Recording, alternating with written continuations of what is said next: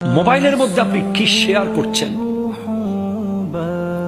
নায়কের ছবি, গায়কের ছবি, নাটক ভালো লেগেছে শেয়ার করে দিয়েছেন, সিনেমা ভালো লেগেছে শেয়ার করে দিয়েছেন, ব্যান্ড শোর গান ভালো লেগেছে শেয়ার করে দিয়েছেন, ক্রিকেটারের ছবি শেয়ার করে দিয়েছেন।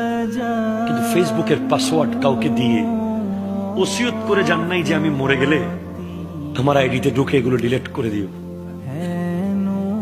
আপনি মরে যাবেন, কিন্তু আপনার ফেসবুকে আজীবন এই গুনার জিনিসগুলো চলতে থাকবে।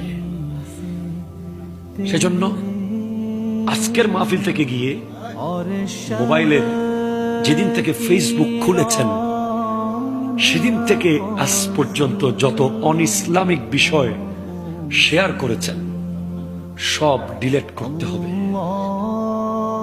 ঠিক না কথা বলেন? মনে রাখবেন, লিকুল্লি দীনিন খুলুকুন ওয়া খুলুকুল ইসলামি আল হায়া। প্রত্যেক ধর্মের একটা স্বভাব আছে, ইসলামের স্বভাব হলো লজ্জা। লজ্জা লজ্জা। আপনার ফেসবুকে আপনি কি শেয়ার করেছেন এটা আপনার পাড়া প্রতিবেশী সমাজ দেশ দেখছে।